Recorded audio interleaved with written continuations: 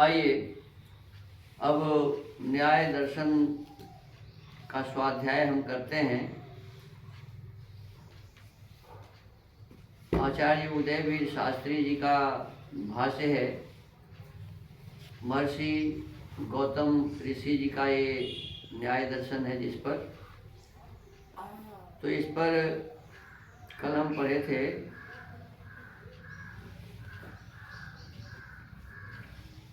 कि प्रत्येक जो शास्त्र हैं उसमें अपना अपना विषय है और एक दूसरों के पूरक भी है। जैसे योग दर्शन सांख्य दर्शन का पूरक है, एक दूसरे से मिलता जुलता विषय है। न्याय दर्शन वैशेषिक दर्शन से मिलता जुलता है। वेदांत दर्शन मीमांसा दर्शन से मिलता जुलता है। वेदांत दर्शन का एक नाम है पूर्व मीमांसा और मीमांसा दर्शन का नाम है उत्तर मीमांसा। तो ये दूसरे एक दूसरे से मिलते हैं। कहते हैं कि कतिपय आधुनिक विद्वानों का विचार है यहाँ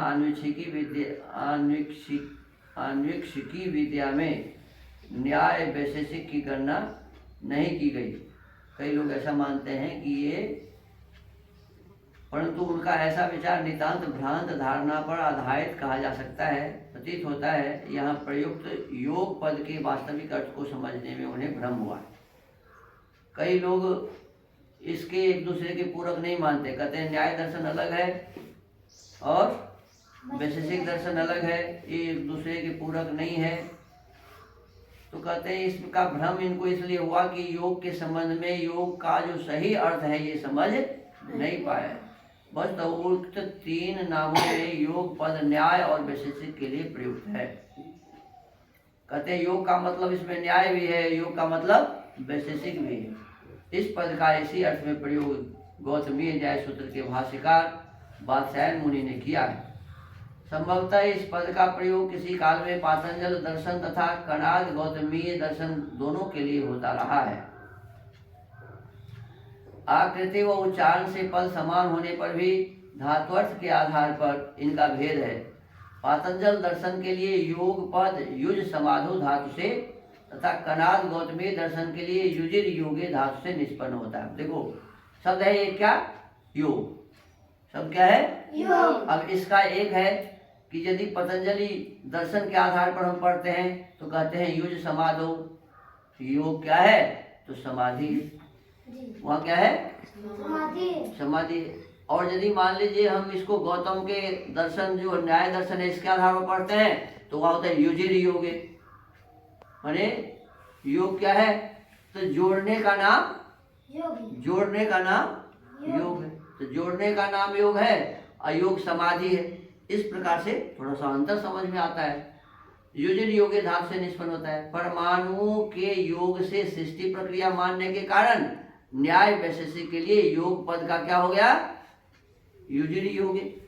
अब दो परमाणु मिल गए, दो परमाणु मिल गए तो दो परमाणु मिलकर तीसरा परमाणु बना दिया। इस प्रकार से अनेक पदार्थ मिलकर एक पदार्थ बन जाते हैं।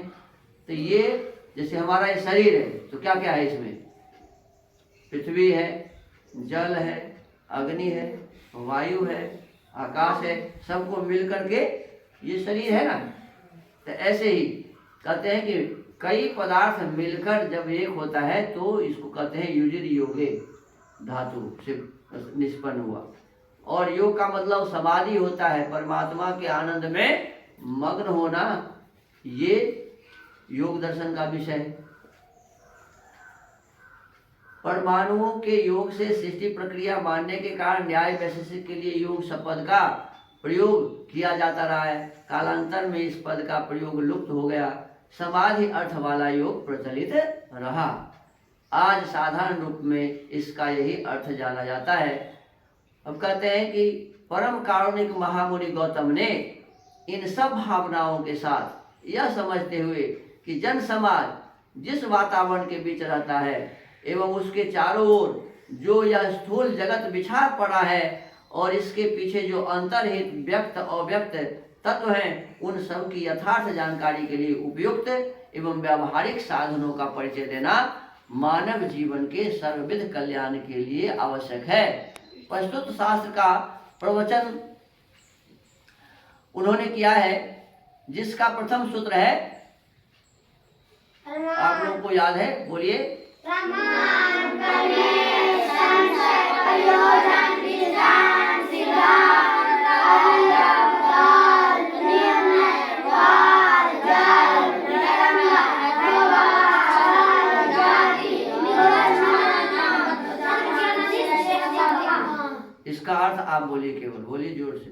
प्रमाण, प्रमेय, संशय, प्रयोजन, दृष्टांत, सिद्धांत, अवयव, तर्क, निर्णय, वाद, जल्प, विडंबना, हेतुवाद, छल, जाति और निग्रहस्थान, इन 16 पदार्थों के तत्व ज्ञान से मोक्ष की प्राप्ति होती है। कहते हैं कि ये 16 पदार्थ हैं, इनको यदि हम ठीक से समझ लें, यथार्थ ज्ञान उसका हो जाए, पक्का सही ज्ञान हमें प्राप्त हो जाए, तो क्या मिलेगा?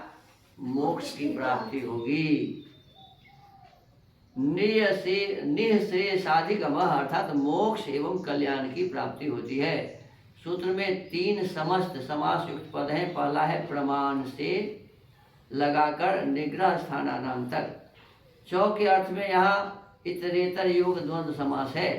चौ का अर्थ होता है और, चौ का क्या अर्थ होता है? जैसे राम श्याम कहते हैं ना, राम और श्याम कहते हैं ना हम लोग, तो इसको संस्कृत में कहेंगे राम श्याम चौ। क्या कहेंगे? राम श्याम चौ।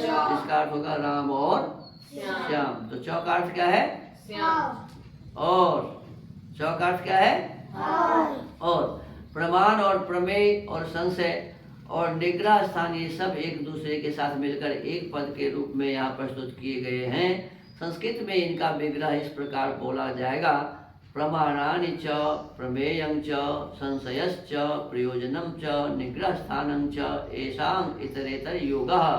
प्रमाण, प्रमेय, संशय, निग्रह स्थानानि